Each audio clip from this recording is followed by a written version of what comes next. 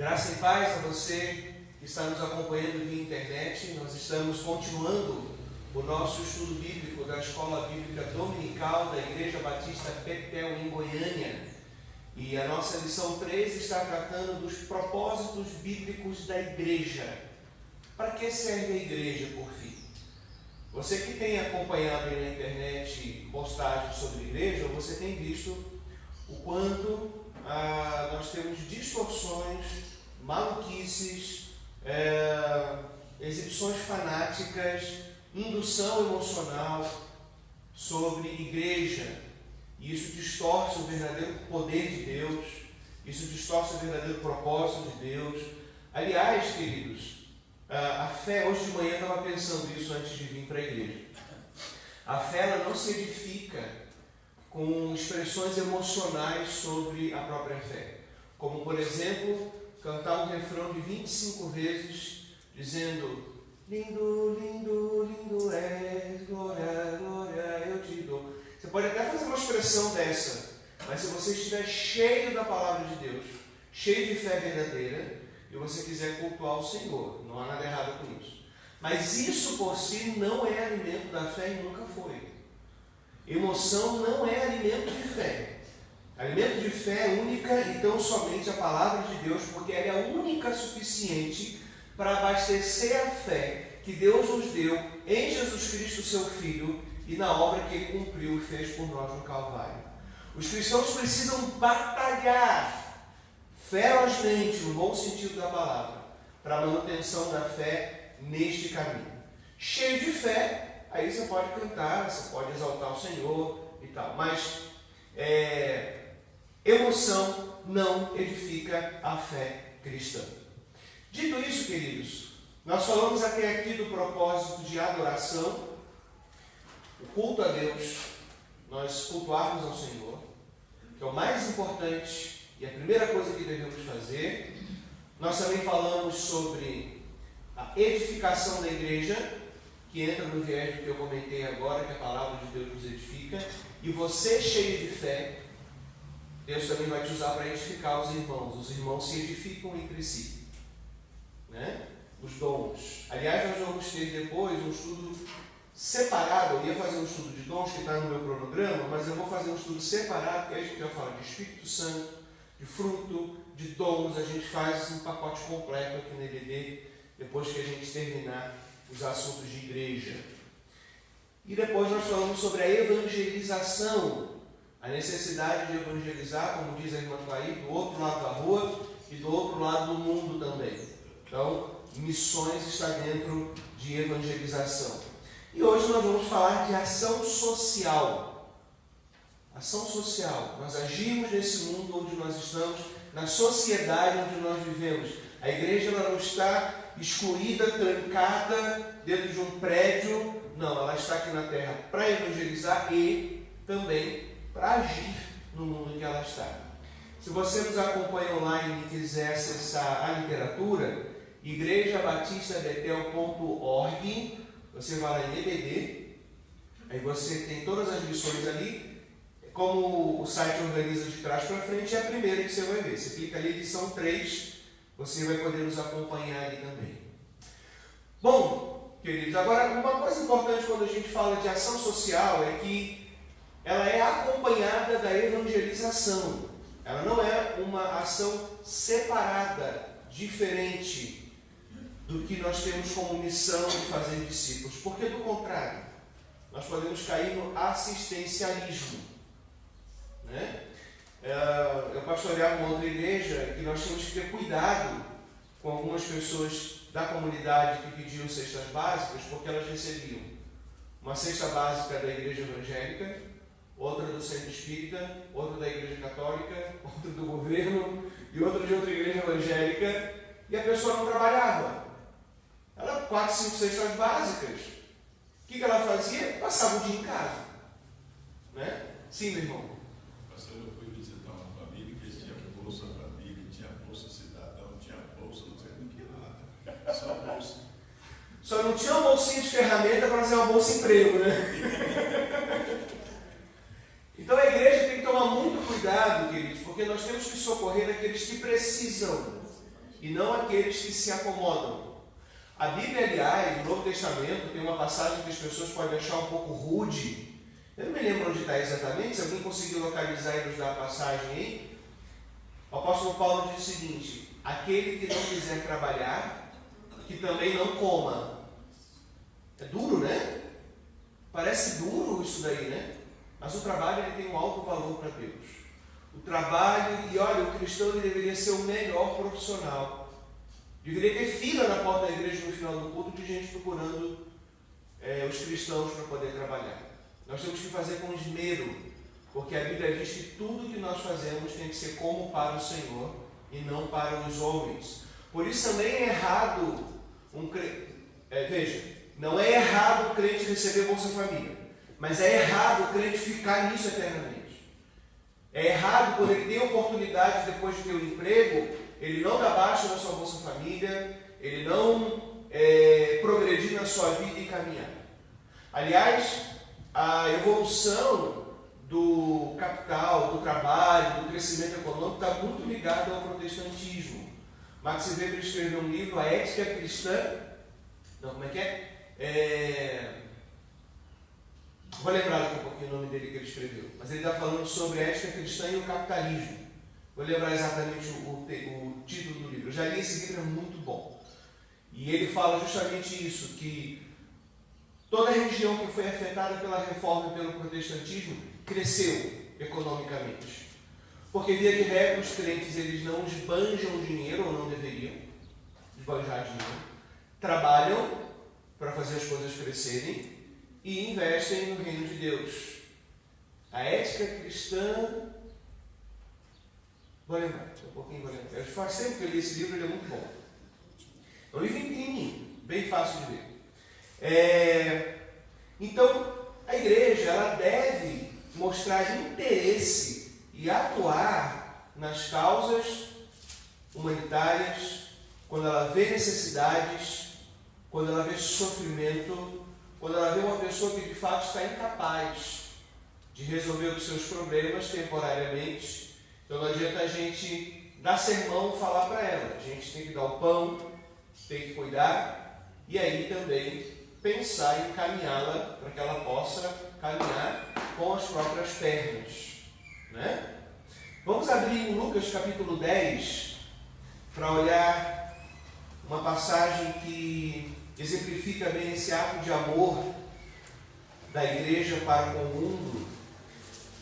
E assim como Deus nos abençoa materialmente,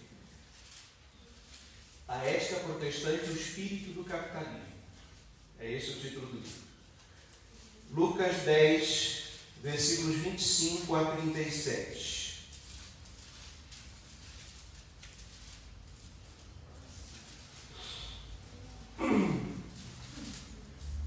A parábola do bom samaritano, né?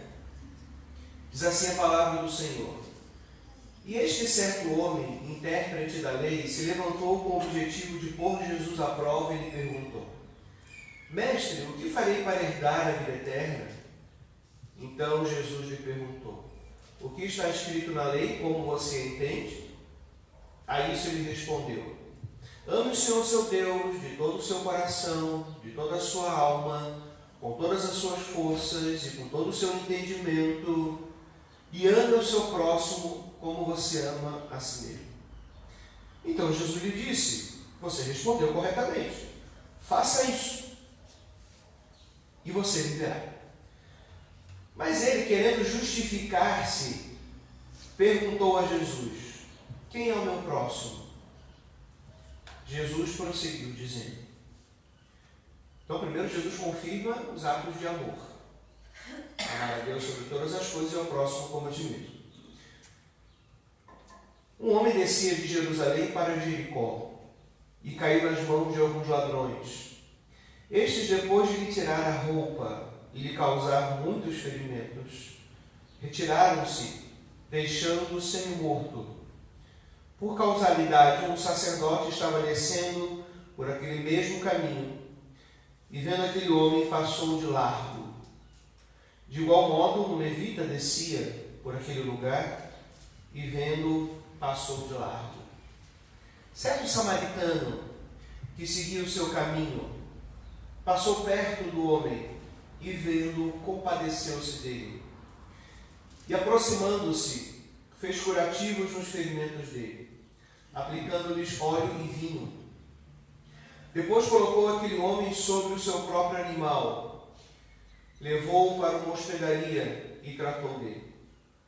No dia seguinte, separou 2 denários e os entregou ao hospedeiro, dizendo: cuide deste homem. E se você gastar algo a mais, farei o reembolso quando eu voltar. Então Jesus perguntou: qual destes lhes pareceu ter sido o próximo do homem que caiu nas mãos dos ladrões? O intérprete da lei respondeu: o que usou de misericórdia para com ele. Então Jesus lhe disse: vá e faça o mesmo. Então, o intérprete da lei, ele falou da teoria e ele sabia o que tinha que fazer. Tanto quando ele perguntou para Jesus, ele falou o que está escrito lá. Como é que você entende? Ele era intérprete, né? Então ele leu e interpretou. Bonito saber isso, bonito falar isso. Agora, Jesus parte para a prática, para a ação. Os samaritanos eram um povo misto, judeus e gentios, e eles não eram considerados puros pelos judeus. Mas o que Jesus mais coloca aqui, a importância, é de um coração puro para com ele e os seus mandamentos, não a linhagem. Tem gente que fala: minha família é de geração batista há 300 anos.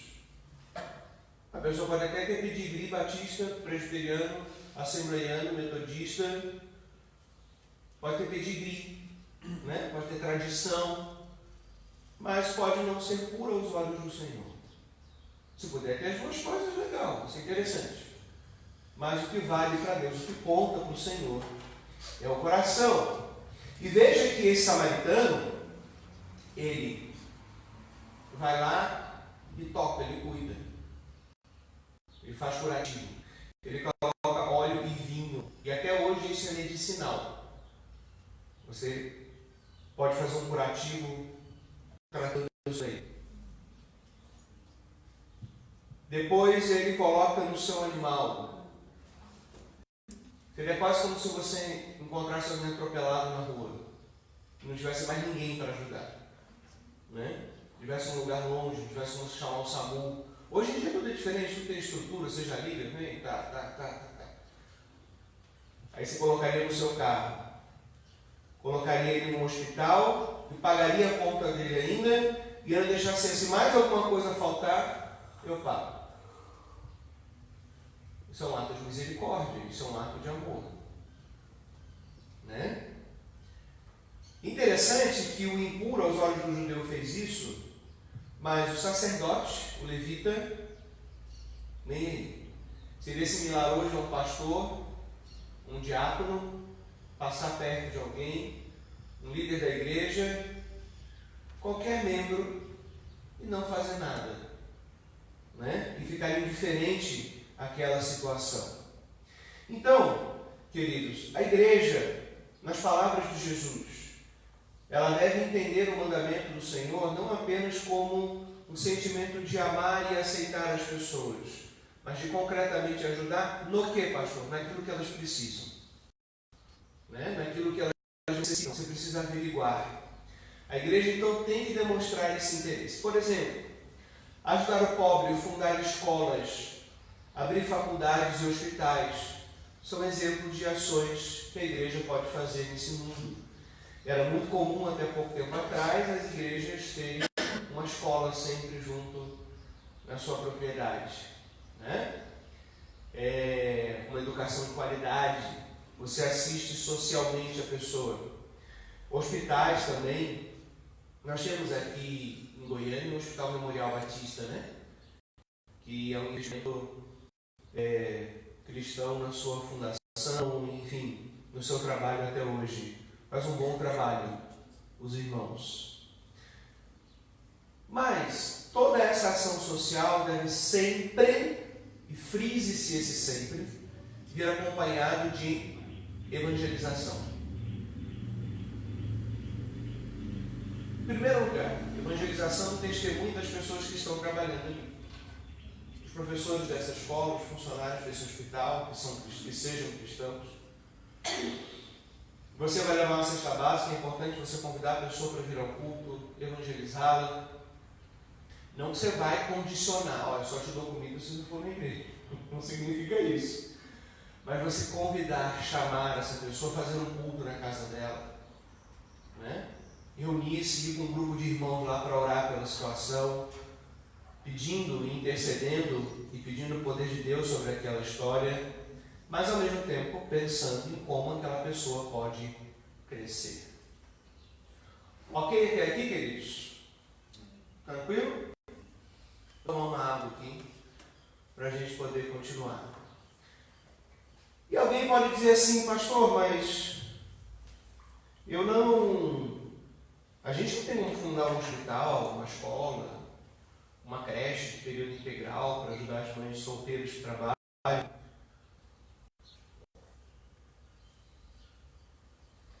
Verdade.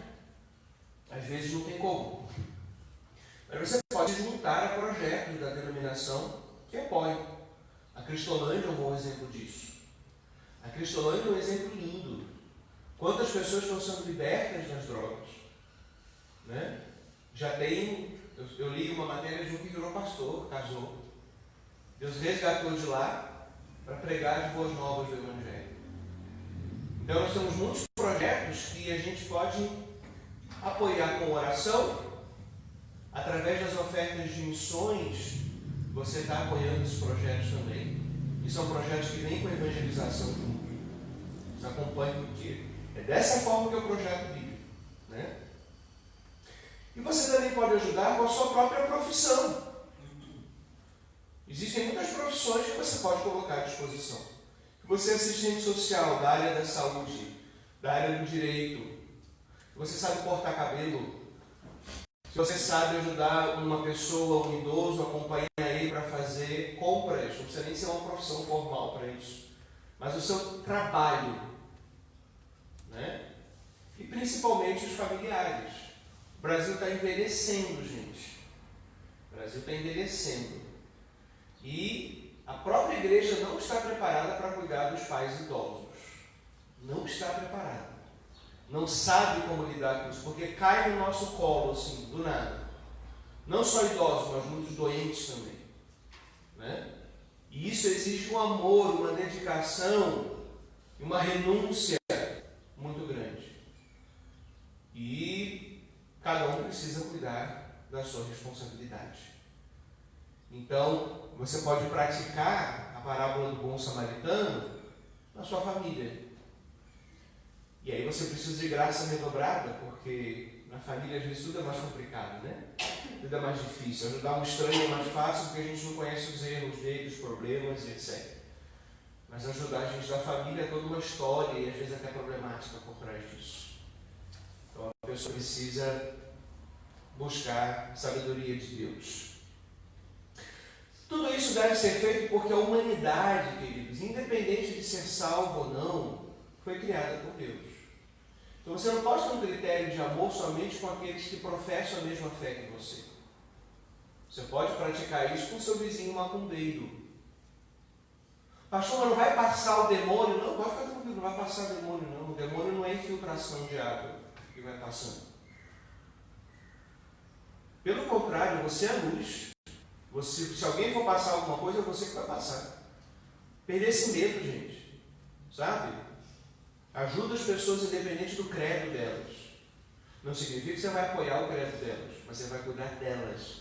Eu repito, independente de quem for, nós temos que fazer o melhor para a humanidade criada por Deus, feita à sua imagem e semelhança. Mesmo talvez que a pessoa nunca será salva. Pode ser que aquela pessoa não vai ser salva. Pastor, aplicar isso é difícil na correria do dia a dia, né? Verdade. Por isso que a gente deve fazer isso como igreja, juntos, unidos. Pensar em projetos sociais que nós possamos fazer e cada um contribuir um pouquinho. ou contribuir em projetos que já existem na denominação. Outra esfera que a igreja pode atuar socialmente é na política.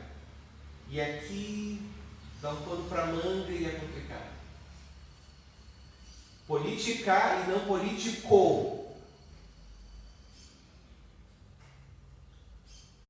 Nós podemos e devemos influenciar os nossos políticos que estão no poder, tendo você votado nele ou não.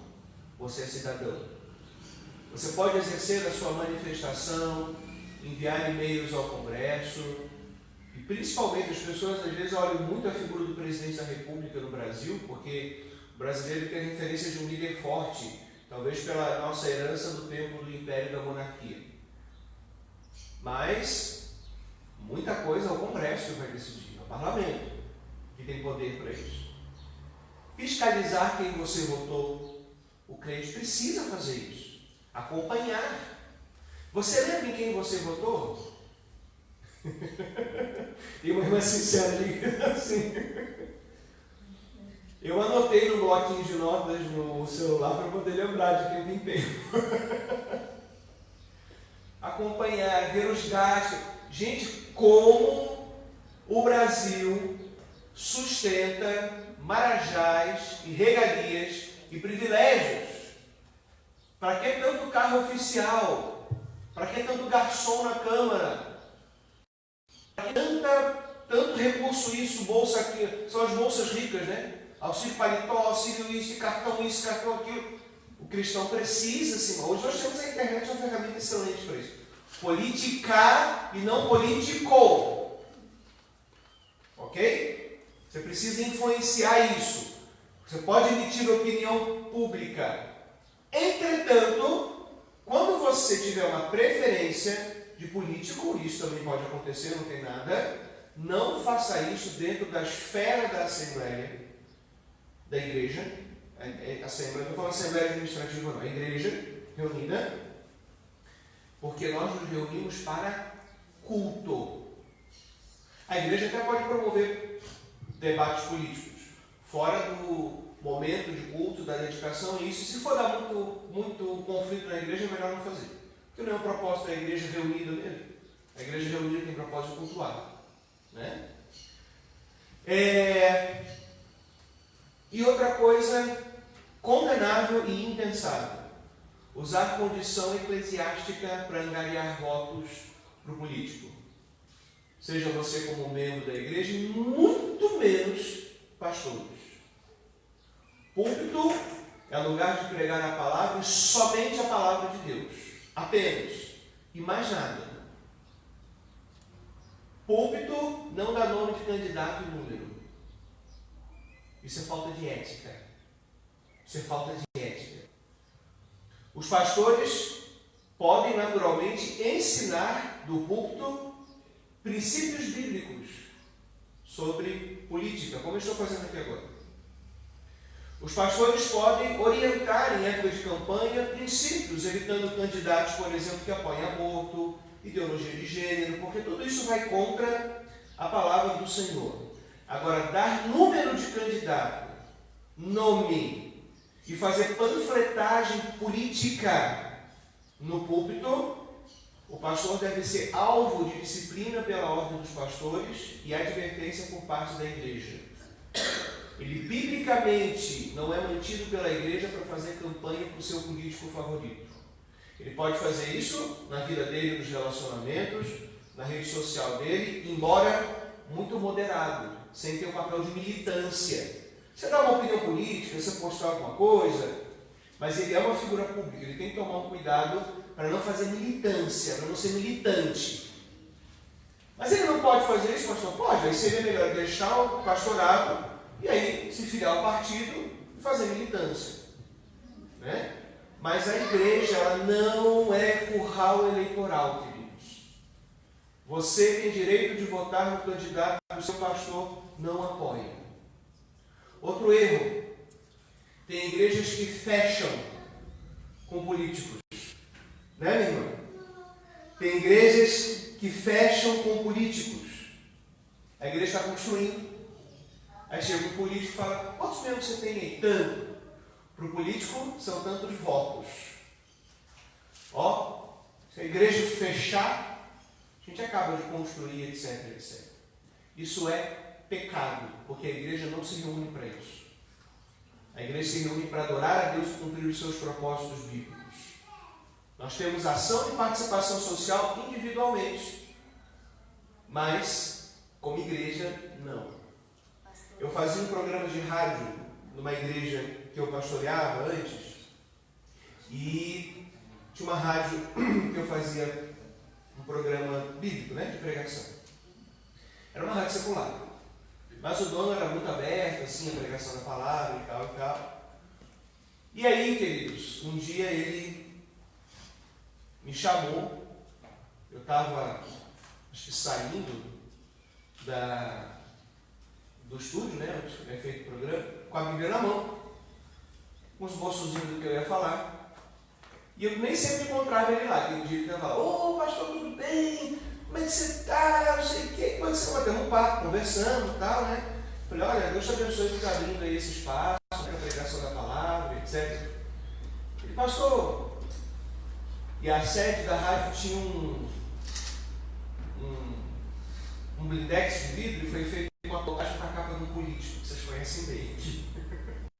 Mas tudo bem, né? É o papel dele, é uma rádio secular. Não tem, aí uma decisão dele fazer isso. E eu passava, olhava, político, bom, mas nunca falei nada. Eu falei, pois é, o senhor sabe que a gente está aí apoiando o fulano de tal, e não sei o quê, e eu sei que vocês estão em construção na igreja. Podia tentar pensar, conversar alguma coisa, e tal, alavancar. Tem pastor que brilha o olhinho quando fala isso, né? Aí eu deixei ele ouvir, ele era muito querido, muito simpático. Deixei ele falar, ouvi o que ele falou. E depois que ele terminou, eu falei assim, olha, se eu fizer isso, eu vou estar indo contra essa palavra que eu prego. Eu não tenho autoridade de entrar aqui no teu estúdio, pegar o microfone e falar da palavra do Senhor. Eu entendo a tua posição, eu entendo até talvez o teu desejo de ajudar, mas muito obrigado.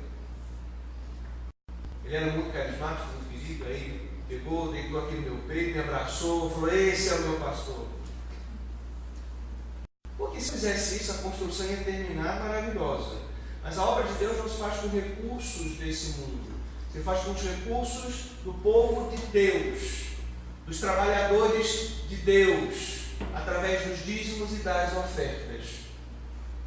Desde o Antigo Testamento até hoje é assim.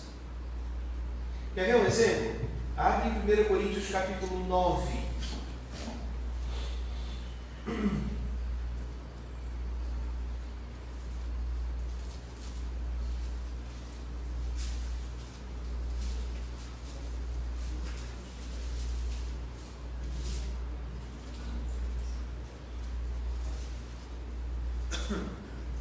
O apóstolo Paulo está falando sobre a posição dele como obreiro da seara. E o apóstolo Paulo tinha um problema muito grande que alguns não consideravam apóstolo, porque ele tinha visto o Cristo ressurreto, mas não o Cristo encarnado, como foi característica dos outros apóstolos. E ele teve que lutar muito para comprovar o seu chamado apostólico. E aí, falando sobre o direito de um obreiro de ser mantido pela igreja, diz assim, a minha defesa, versículo 3, a minha defesa dos que me questionam é essa: será que não temos o direito de comer e beber, o direito de levar uma mulher crente como esposa, como fazem os demais apóstolos, os irmãos do Senhor Jesus, né? do Senhor Jesus, e Cefas, que é Pedro? Ou será que somente eu e Barnabé temos que trabalhar para viver? Quem é que vai à guerra às suas próprias custas? Quem planta uma vinha não come do seu fruto? E ele continua dando uma série de exemplos aqui. Mas o que eu quero chamar a atenção é o versículo 8, que diz assim, será que eu digo isso apenas como homem? Que ele dá exemplos humanos ali, né? Nenhum soldado vai à guerra à sua própria custa. Será que eu digo isso apenas como homem, ou seja, na esfera de lógica humana? E ele continua dizendo, não é verdade que a lei também diz, porque a lei de Moisés está escrito, não amarre a boca do boi enquanto ele pisa o trigo. Por acaso Deus está preocupado com bois? Será que não é certamente por nossa causa que ele está dizendo? É claro que é por nossa causa que isso está escrito. E ele continua falando, e no versículo 13 ele diz, vocês não sabem que os que prestam serviços sagrados se alimentam do próprio templo, e os que servem no altar participam do que é oferecido ao altar? Assim também o Senhor ordenou, os que pregam o Evangelho que vivam no Evangelho. Ele remete à lei e os dízimos. O templo era mantido pelas ofertas do povo. Um templo enorme, né? Claro que hoje nós não precisamos de uma estrutura daquela, porque a nova aliança, o relacionamento com Deus é mediado pelo sangue de Jesus Cristo e naturalmente ninguém paga para isso. Mas a obra de Deus tem uma estrutura, tanto física quanto pessoas. E ele remete aqui à lei de Moisés, ele dá um exemplo. Não significa que a gente está debaixo da lei, não significa que o Evangelho não mudou o relacionamento. Não estou falando nada disso, eu estou falando sobre manutenção da obra do Senhor. Estou falando de salvação, o assunto não é soteriológico, né? É um expediente prático. Então a gente precisa de templo, pagar a luz. O Dilson acabou de ligar o ar-condicionado aqui para a gente, está esquentando, né? E as pessoas que ficam no nome de Deus, não só o pastor, mas funcionários da igreja. Não é o governo que paga isso, nem a política. Nosso dinheiro não vem disso. Deus abençoa a igreja, que por sua vez abençoa a estrutura necessária para a obra do Senhor. Entenderam a lógica? Deus abençoa a igreja para que a igreja possa manter a estrutura da obra do Senhor. Significa que é Deus mesmo que mantém, né? É o Senhor mesmo que mantém. Bom, queridos, assim, encerrando essa parte de ação social, a igreja ela deve trabalhar e fazer aquilo que for possível nessas 4 áreas. Encerrando aqui a ação social que nós falamos. Lembrando então, adoração, edificação, evangelização e ação social. É esse o norte. Eu dividi aqui na lição, propósito com Deus, adoração, e propósito com as pessoas. As pessoas crentes, edificação, e as pessoas não crentes, evangelização e ação social. Porque aí a gente está debaixo do mandamento, amar a Deus sobre todas as coisas, ao próximo como você mesmo. E aí eu faço aqui uma reflexão. Como que pode as igrejas hoje se ocuparem com tanto evento, com tanta coisa, se há propósitos bem claros definidos na Bíblia? Nós não deveríamos nos preocupar com frequência ao culto, por exemplo? Estudar a Bíblia na escola bíblica? Vir orar no culto de oração? Participar dos projetos evangelísticos de ação social? Trabalhar fortemente o discipulado, fazer discípulos? É isso que a igreja deve se dedicar. A gente não deve perder tempo com outras coisas. Por quê, pastor? Porque é o que a Bíblia diz. Não é o que a denominação diz, não é o que o pastor diz, a Bíblia diz. Pastor, é errado a gente fazer um evento? Não, porque é uma esfera social também da própria igreja. A igreja pode fazer encontros com as famílias, a igreja pode fazer encontros com aquele kit churrasco, né? Cada um traz 1 quilo de carne e uma coca 2 litros, um suco, e aí a gente faz um momento de comunhão, de confraternização. Isso é maravilhoso, queridos. Aliás, a igreja precisa fazer mais isso. Com simplicidade. A igreja primitiva, eles comiam juntos, né? Conviviam. Com muita simplicidade, queridos. É passar uma tarde na igreja, às vezes, fazer um churrasco, os meninos jogar bola, né? E tal. Uma coisa boa. Isso faz bem para a alma. Mas isso não é o cerne da igreja. A igreja não pode viver só disso. Né? Agora uma pergunta para os irmãos. Qual desses propósitos é o mais importante? Semana passada eu falei que ia perguntar isso para vocês, né? Não esqueci. De tudo que vocês ouviram, o que é mais importante a igreja fazer?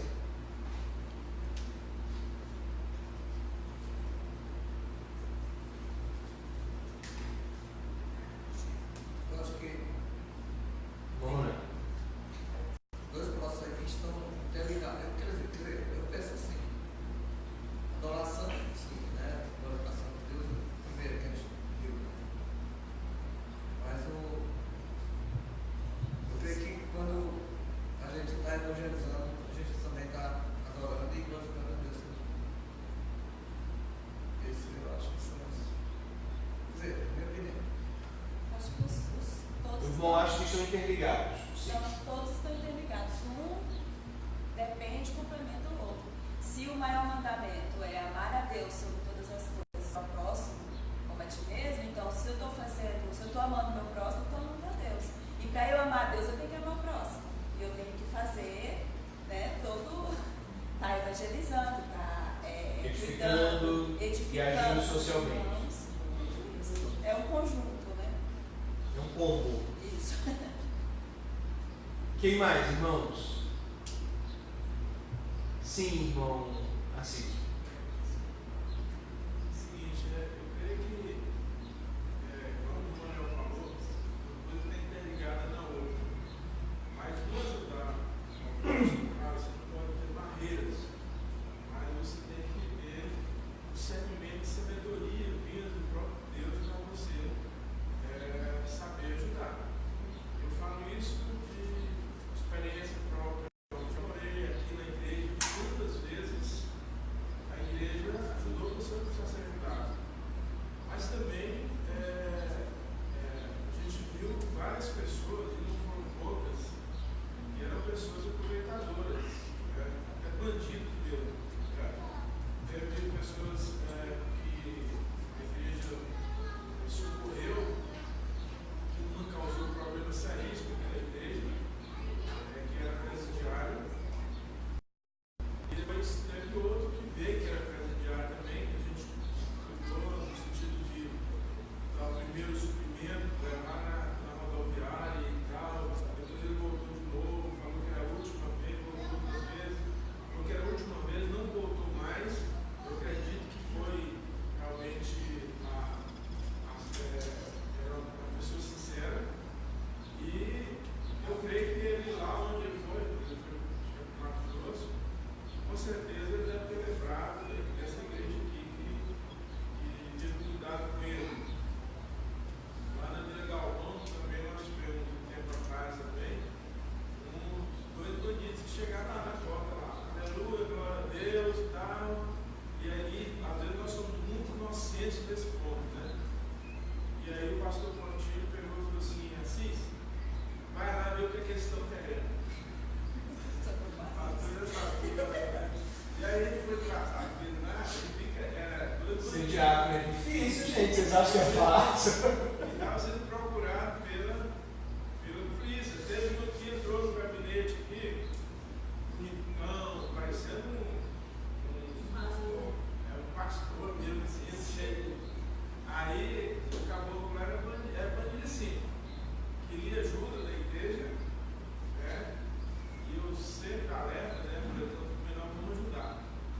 Mas vamos fazer assim, onde você está, ele não sabe, não soube muito.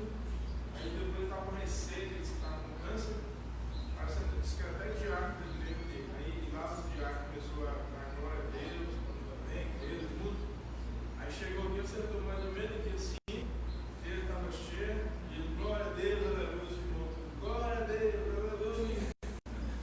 Sim, não foi desse jeito, mas exaltando a posição dele. Depois ele foi ver o que ele estava querendo.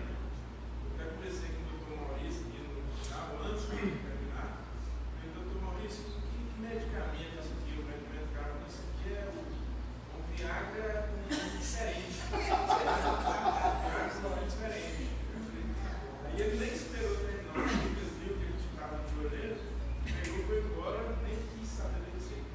Então, tem outros casos que a gente foi lá na casa, lá na favela aqui e tal, não tinha comida, não tinha nem gás, chegou lá, não tinha nada disso, o que a gente tinha que fazer? Providenciar. Não tem outra forma, tinha que providenciar. Então, a gente tem que cuidado, porque às vezes você está. Teve casos aqui que nós colocamos acabou dentro do carro. Eu fui atrás, domingo fui atrás, eu fui dirigindo e do lado assim, domingo você vai atrás, e qualquer coisa você gruda nele aí. Fica de plantão aí, no profissional. O pai Sandu ali na Goiás. Né? Aí no outro dia nós fomos descobrindo, a mulher dele que mora em Cachorro em Guanabara, falou, não ajuda esse cara não, ele é meu marido, mas ele é um bandido, não faz nada aí. Depois eu vi a filha dele, ligou para ele.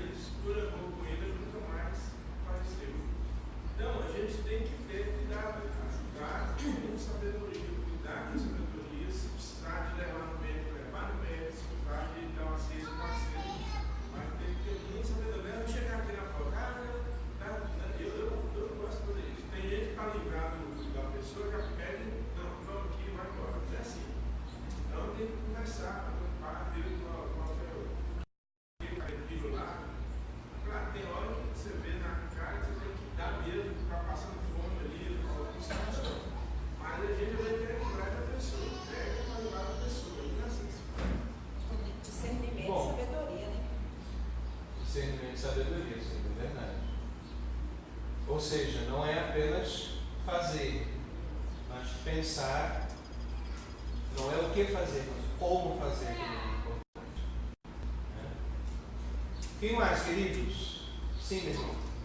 Tive um caso, ver as minhas mãos, na época eu trabalhava no serviço público.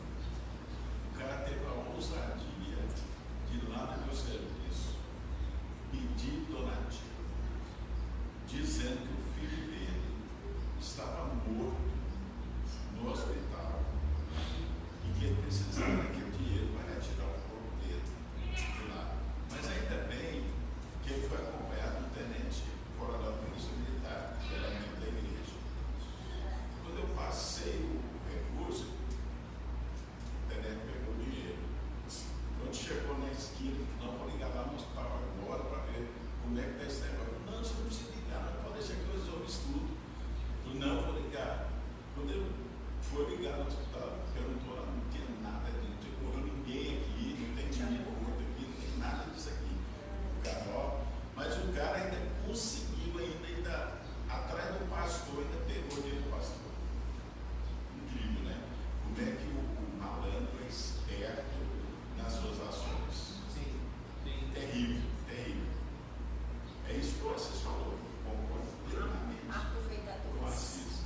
A gente tem que ter critério para ajudar pessoas. Hoje nós temos que ter que a pessoa que quer fazer da nossa renda, a nossa renda não é madura de malandro, não. Não é madura de malandro, não. Irmãos, uma palavra muito boa. Hoje. Irmãos, quando a gente fala de ação social, no tempo do Novo Testamento, primeiro século, a gente está falando de um tempo que não tinha previdência social, que não tinha um trabalho que muitas prefeituras fazem hoje, né, que tem a própria assistente social, conselho tutelar. Talvez não tivesse também malandragem e malícia. Não na quantidade, na cara de pau que a gente tem hoje, né? Sempre teve, mas na cara de pau que a gente tem hoje, não. Então, quando se fala no ambiente do Novo Testamento, a gente está falando principalmente de assistência a pobres e viúvas. Porque numa sociedade onde a mulher não trabalhava, quando ela ficava viúva, não tinha mais homem para produzir, ela ficava desamparada se ela não tivesse filhos. Né? Então a igreja precisava acolher e cuidar dessas pessoas. Em Atos capítulo 6 a gente vê uma quantidade grande de viúvas que precisavam dessa ajuda, a ponto dos pastores terem que reunir a igreja, e aí a gente tem o nascimento do diaconato, né? Pessoas para cuidar dessa parte administrativa e social, aí essa assistência da igreja. Hoje, na maioria das nossas igrejas, as viúvas são ou aposentadas mesmo, porque trabalham, ou têm a pensão, o benefício do falecido, e vice-versa. Então, tem igrejas hoje que elas nem precisam de ação social, e tem outras que precisam sim, que são mais carentes. Mas, o que acontece, queridos? A gente tem muito aproveitador e aproveitadora hoje, né? Principalmente nesse tempo de drogas, as pessoas matam filho na história, igual foi contado aqui. As pessoas matam a mãe, as pessoas inventam um monte de desgraça, só para arrancar um dinheirinho para comprar a próxima pedra de crack. Pastor, como é que a gente faz? Ajuda ou não ajuda? Bom, vou compartilhar algumas coisas práticas que eu faço. Você pode destinar no seu orçamento um recurso mensal de ajuda a alguma obra social, seja na sua igreja, um caixa que a igreja faça para que quando os diáconos precisarem atender alguém, ou o Ministério de Ação Social precisar atender alguém, ter esse recurso. Você pode ajudar alguém diretamente, você pode ajudar alguém na sua família, né? E aí todos os outros pedidos que chegarem, você vai ter que filtrar, e às vezes você vai dizer, eu não posso, porque eu já estou contribuindo, eu já estou ajudando. Pastor, isso é maldade. Não, porque assim, a igreja como um todo deve fazer, mas você sozinho não tem como fazer tudo que as pessoas precisam. Senão você também fica sem, daqui a pouco você está pedindo, né? Mas não deixe de contribuir. de ajudar, seja um caixa da igreja local, um projeto, a sua participação pessoal, não é só com dinheiro que fala de ação social, sua participação pessoal, alguém da sua família que precise de ajuda, de recurso financeiro, que não tem condições, ou de algum trabalho pessoal teu, né? Mas só quando a gente está no trânsito e alguém pede, é difícil, né? Como é difícil, né? Aqui em Goiânia tinha uma mulher que tinha um supermercado. Ela pedia dinheiro e ela tinha um supermercado. Ela montou o supermercado, comprou estoque, etc, etc, com dinheiro. Saiu no jornal, isso faz um tempo já, né? Mas ela usou o dinheiro da esmola para montar um negócio próprio. E mesmo depois, quando ela se estabeleceu, já estava errado fazer isso. Mesmo depois, quando se estabeleceu, ela continuava pedindo dinheiro. Aí um dia alguém foi seguindo ela, seguindo, dona de um supermercado. Você não vai sustentar esse tipo de coisa. Se você for empreender um negócio, você vai buscar recurso próprio. Aí você pega até um financiamento e se mata para poder pagar aquilo. Né? E tem casos que sim, tem casos que não. É pedir sabedoria e discernimento a Deus, como você é pedir isso, porque às vezes tem casos que você vai querer ajudar, tem casos que não. Né? E hoje em dia, como a gente usa muito cartão, e já aconteceu muito de pedir, eu falo assim, amigo, eu sinto muito, eu só tenho cartão. E não era mentira não, já lhe passo a palavra. E não era mentira não. Eu fico imaginando que isso daqui a algum tempo... Uma maquininha. Tá tão fácil comprar maquininha de cartão, Né? R$80 você comprou uma, então eu passo cartão. Passa cartão, né? Débito ou crédito. Bom assim... A orientação da prefeitura, eu creio que a gente tem que ajudar, como eu falei, muito pessoal para ajudar, mais como discernimento, orientação, sabedoria, porque senão você está aumentando o número de pedidos aí, da pessoa que vem na porta da igreja, tem uns que vêm na igreja e não vê mais, sabe por quê? Porque a gente filtra aqui, conversa, a gente vê que é malandragem, ele vê que não é pouco, aí eles não voltam mais. Né? Então, acontece isso. Lá no semáforo, é porque todo mundo, o espírito de talvez, se eu der aqui, tem um lugarzinho bom lá no céu, entrega lá para os pedidos lá.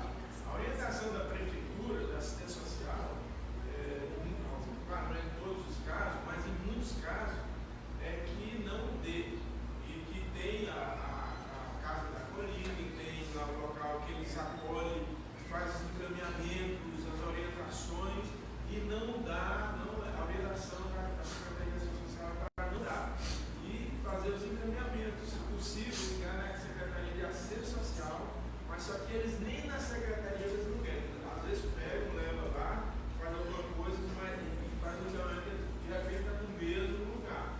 Claro, é questão de governo também. É questão de governo, que o governo às vezes não toma as devidas providências que deveria tomar. E simplesmente, para lavar as mãos também, como às vezes nós fazemos, só entrega sexta aqui, sexta lá, e não ter um projeto de governo para a situação Para emancipar a situação social daquela pessoa, né? de miséria que o povo está passando. A tendência é de empobrecimento de mais violência, de mais situação de degradação dessas famílias, porque não tem educação, não tem orientação, não tem saúde, não tem nada. Então é muito mais fácil eles pedirem, porque eles faturam muito mais, porque a realidade é essa, eles faturam talvez mais que o trabalhador. Porque é os que ganham mesmo. Eles faturam Por dia, muito né? mais. Mais do que a gente trabalha. Agora, é muito fácil sim. E aí, nós estamos perdidos como igreja, não sabemos ajudar, o governo está perdido, e a gente, no intuito de querer se desiliar dessas coisas, assim, você pega e entrega lá. Não é assim, não é desse jeito. Então, a própria Secretaria de Ciência não entrega, encaminha para lá, só que eles também não querem ficar aí. Aí a própria prefeitura não tem um outro projeto, né, de talvez de inserir eles num processo de volta ao mercado de trabalho. Como o governo federal não tem, o estadual não tem, porque só dá sexta, então não quer sexta, não pega bolsa. É assim, né? Excelente. Muito bom aí para a gente fechar. Porque o governo muitas vezes também é mais interessante para ele manter as pessoas pobres. Porque aí elas votam porque ele promete assistencialismo para eles. Oi? Pobres e burras. Pobres e burras. Sem educação e sem saúde. porque as pessoas que precisam e não sabem, não têm entendimento, elas voltam como gado nas pessoas que não têm. Então, para muitos políticos é melhor manter essa situação. E aí vai só dar a cesta básica, fazer um assistencialismo para garantir, né, o próximo voto. Exatamente.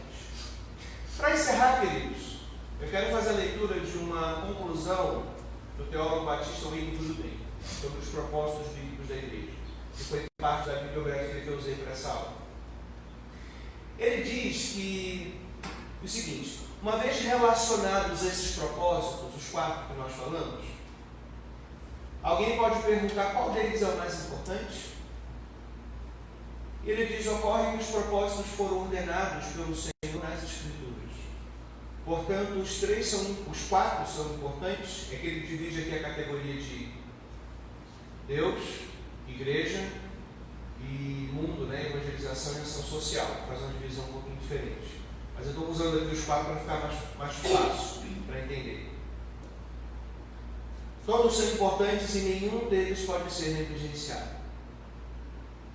De fato, uma igreja forte terá ministérios eficazes em todas as áreas. Né? Ministérios, projetos em todas as áreas. Devemos acautelar-nos de quaisquer tentativas de reduzir o propósito da igreja a apenas um deles e de dizer que um ou outro deve ser a nossa preocupação principal. E ele faz uma reflexão maravilhosa aqui. De fato, tais tentativas de tornar um desses propósitos o principal sempre resultará em negligência dos outros.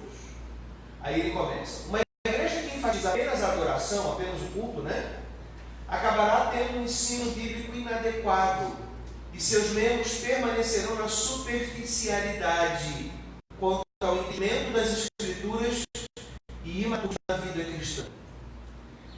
Se ela também negligenciar a evangelização, essa igreja vai parar de crescer e de influenciar os outros. Ela se tornará estagnada e finalmente começa a decair, que é o que a gente vê na Europa, né? Uma igreja que coloca a edificação dos cristãos com um propósito que tem precedência sobre os outros, tende a produzir cristãos que sabem muita doutrina bíblica, mas são espiritualmente áridos na vida, porque pouco conhecem a alegria de adorar a Deus e de falar aos outros sobre Jesus Cristo. Essa é a igreja de Éfeso no Apocalipse. Boa de doutrina, mas uma igreja fria, infelizmente.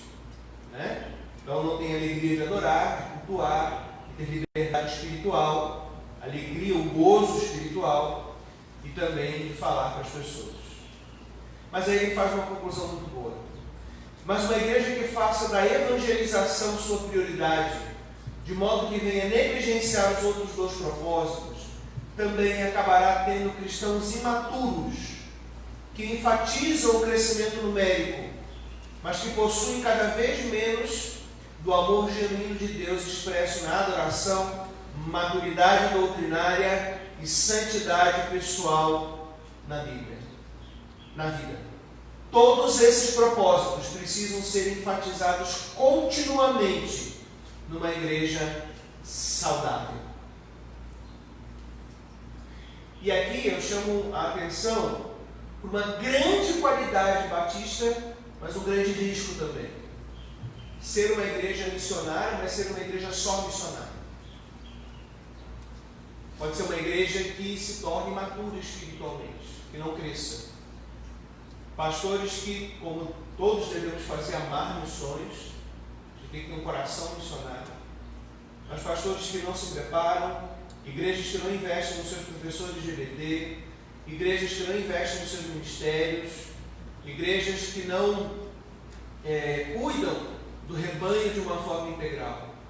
Elas podem crescer em número, em prédio, em oferta de missões estrondosas. Mas se a igreja local não for cuidada, nem missões a gente faz, queridos. Sem a igreja local, nem missões dá para fazer. Porque missões se faz a partir da igreja local. Quem faz missões é a igreja. As convenções, elas são elos de ligação necessário, importante, para que possa juntar os esforços. Mas eu fico preocupado com algumas igrejas nossas. Não, nós somos uma igreja missionária. Amém. Essa igreja é uma igreja missionária. Amém, queridos? Nós amamos missões, fazemos cantina, enviamos ofertas, participamos, bênção de Deus. Mas há uma preocupação de que os cristãos amadureçam na fé. E eu já fui pregar em igreja. E você entra no banheiro da dó, aquela caixa de descarga caída, aquele fio que você não tem coragem de tocar para puxar a descarga, pior que banheiro de bar. O chão, às vezes não tem dinheiro para botar um azulejo, é só aqueles caquinhos de azulejo quebrado, aquela pintura dos anos 70. A igreja não investe em si mesma, mas ela manda muito dinheiro para missões. Isso é um problema. Uma igreja fraca espiritualmente, uma igreja que não tem maturidade emocional. Eu não chorei, né, na frente dos irmãos, mas meu coração pesou muito quando eu fui pregar naquela igreja. Você conversava com as pessoas, com os líderes, e posteriormente eu dei aula para um membro daquela igreja lá no seminário. Eu vim saber mais. Uma igreja sem rumo, uma igreja com muitos conflitos que não eram resolvidos, um pastor que amava missões, mas talvez ele fosse mais um missionário do evangelista do que um pastor. Então, uma igreja boa de missões, mas imatura. A nossa grande qualidade pode ser o nosso grande risco também. Uma coisa que eu quero destacar aqui, porque a gente vê, infelizmente, isso em muitas igrejas evangelísticas missionárias. Nós batistas, por exemplo, perdemos muito com a falência da JUERP, né? Então, nosso trabalho de educação cristã, das educadoras cristãs, muitos pastores são rasos no culto, infelizmente, né?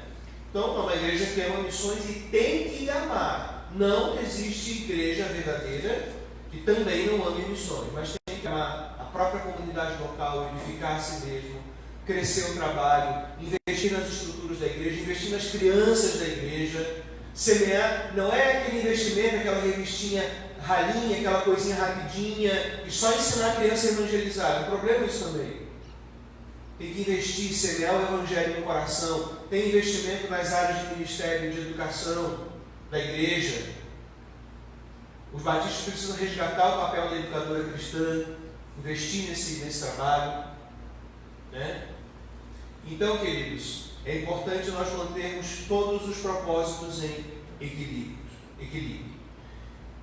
E uma coisa importante que a gente tem feito aqui é o trabalho de evangelização, de ação social. Ao invés de ter um ministério e algumas pessoas que trabalhem com isso, nós temos um ministério, uma pessoa responsável por isso, mas ela faz projetos que envolvam toda a igreja, como é o caso que nós vamos ter aqui a evangelização no bairro aqui, né, que a irmã Clay está à frente do Ministério de Evangelização, mas toda a igreja está envolvida. Cada um pode participar com alguma coisa, seja dobrando o panfleto que vai ser usado na evangelização, seja entregando, seja como for. Porque o grande risco é que a igreja sempre fala assim, aqueles ali que evangelizam, nós não. Todo mundo precisa se envolver. E a mesma coisa também com projetos de ação social. Agora, não tem como a igreja às vezes fazer tudo e manter tudo. Então, a programação anual da igreja ela pode ter um equilíbrio. A gente pode ter um projeto evangelístico, depois um projeto de ação social e manter investimento nas áreas de adoração, bom culto e também na área de pregação e ensino da palavra de Deus. Então a gente precisa cuidar isso para ter uma igreja, nas palavras de Gruden, saudável. E naturalmente, só concluindo aqui, ele diz que os indivíduos são diferentes da igreja. Então a gente não tem como distribuir tudo para a nossa vida. Você às vezes tem um dom e você vai trabalhar mais numa área, é natural. Isso é normal. Aí Deus distribui os dons na igreja de maneira a trazer equilíbrio, porque é Deus quem dá os dons, segundo a sua vontade, e é Ele que providencia os dons segundo a vontade que Ele quer para aquela igreja, para o trabalho que Ele quer que a igreja produza. Amém, queridos? Mais alguma colocação dos irmãos, alguma dúvida ou algum acréscimo?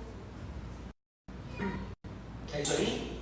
Então tá bom. Então, estamos encerrando a nossa lição lição 3 no site, falando sobre os propósitos bíblicos da igreja, e o nosso estudo Ser Igreja continua, e a gente vai falar depois sobre a unidade da igreja.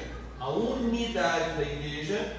E os amigos que nos acompanham via internet, a aula de hoje deve ser menor, porque depois nós temos uma aula prática aqui na igreja, onde a gente vai estar falando do nosso projeto evangelístico.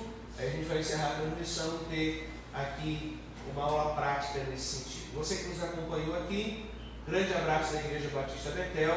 Acesse o nosso site igrejabatistabetel.org, e lá você tem recursos, pregações, horário de culto, calendário, agenda e tudo mais. Deus abençoe você, a sua família, e que você possa também nos visitar. Veja os horários de culto ali. E se você não estiver perto, procure uma boa igreja evangélica que possa te instruir na palavra do Senhor. Um grande abraço e fique na paz.